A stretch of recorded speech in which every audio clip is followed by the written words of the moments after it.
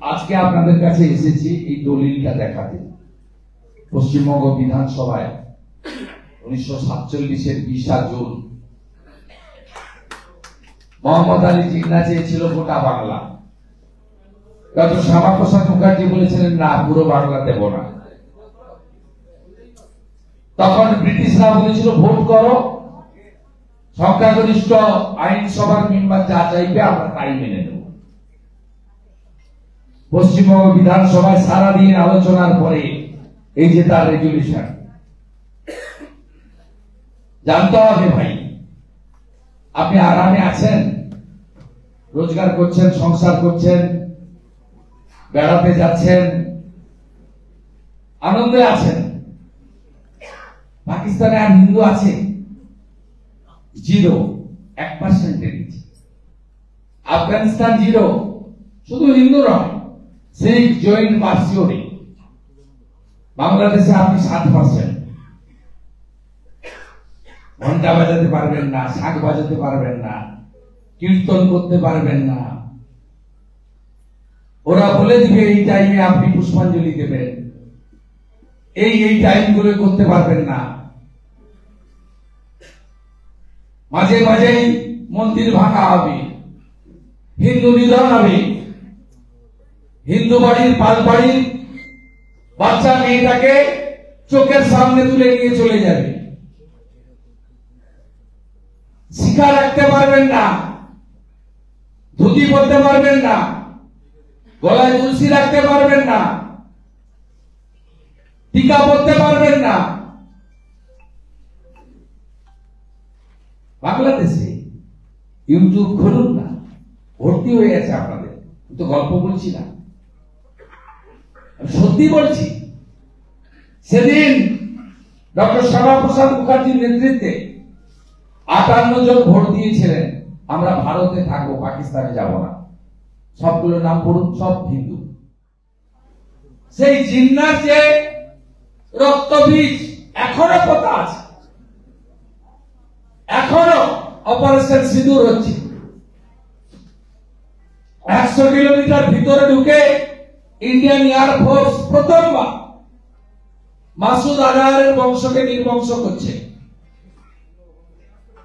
আর বাঁকুড়া মিছিল করছে কলকাতায়, যারা হিন্দু ভোট কেটে আমাদেরকে হারায়। সুরিন্দর সিং আলুওয়ালিকে হারিয়েছে ভোট কেটে, দিলীপ ঘোষকে হারিয়েছে ভোট কেটে, অগ্নিমিত্রা পাল মাত্র 27,000-এ হেরেছেন। 1 লক্ষ ভোট পেয়েছে বামফ্রন্ট। এদের কাজ হচ্ছে। আর কলকাতায় এরা মিছিল করেছে, যুদ্ধ নয়, শান্তি চাই। আর আমরা বলি পাকিস্তানের ধ্বংস চাই।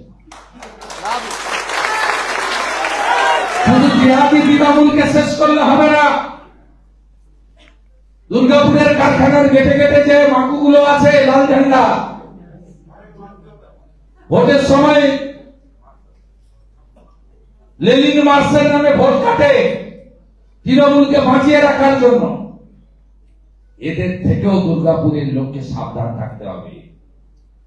এরা real friend of Mamata Banerjee. Abhay যখন ধর্ষণ খুন হয়, ছাত্ররা যখন নবান্ন অভিযান করে, আমরা যখন সমর্থন দিই, তখন কমরেডরা বলে এটা আরএসএস এর প্রোগ্রাম। বিরোধী দলনেতা সমর্থন করেছে, বিজেপি যুক্ত আছে, যাবেন না। এই বেঈমান মির্জাফরদেরকে জিহাদি তৃণমূলের সাথে সাথে সতর্ক থাকতে হবে সমগ্র হিন্দু সমাজকে। 51 জনগণনায় আপনি ছিলেন 85,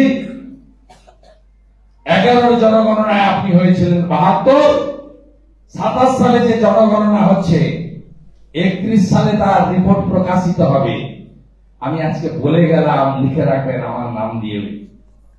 65% নিচে হিন্দু নেমে গেছে পশ্চিমবঙ্গে। আর 41-এর যখন জনগণনা হবে, এইরকম চলতে থাকলে মমতা, তার ভাইপো কাসেম সিদ্দিকী, সিদ্দিকুল্লাহ চৌধুরী, ফিরাদ হাকিমরা থাকলে 40%-এ নামবেন আপনি। সিদ্দিকুল্লাহ চৌধুরী বিধানসভায় বলেছে আমাদের সামনে আপনাদের তো আপনারা দুই, আপনাদের দুই, আমাদের তো আমরা দুই, আমাদের চার। ভাবতে পারেন রাজ্যের মন্ত্রী। আরেকজন মন্ত্রী বলছেন দাওয়াতে ইসলাম, আরেকজন মন্ত্রী ফিরহাদ হাকিম বলছেন 50% লোক যেদিন উর্দুতে কথা বলবে সেদিন আমি খুশি হব। তারপরেও 200-500 লোভে কাজ বাঁচানোর জন্য, টোটো চালানোর জন্য, পুলিশের হাত থেকে বাঁচার জন্য তৃণমূলটা করতে হবে, ভোটটা ভাগ করতে হবে। হিন্দু বুথে 100টা ভোট পড়ে, 55টা বিজেপি, 40টা তৃণমূল, 5টা সিপিএম। মুসলমান বুথে 100টা ভোট পড়ে, 95টা তৃণমূল, 3টে সিপিএম, 2টো নোটা। গতকাল কালীগঞ্জে ভোট হয়েছে 58% মুসলমান। 23 তারিখ গোনা হবে, দেখবেন মুসলমানরা তাদের কাজ করে দিয়েছে। তারা কংগ্রেসকে ভোট দিয়ে ভোট নষ্ট করেনি, তারা জানে তাদের খালাকে তাদের রাখতেই হবে, বিজেপি বেশি পাবে। আর হিন্দু বুথ খুলে দেখবেন বিজেপি বেশি পাবে। আমরা অনেকটাই করতে পেরেছি, আরো পোলারাইজেশন দরকার। খুলেই বলি, রেকর্ড করলে হয়েই গেছে। আমি তো পোলারাইজেশন করে হারিয়েছি। নন্দীগ্রামে 26% মুসলমান, 64,000 মুসলমান।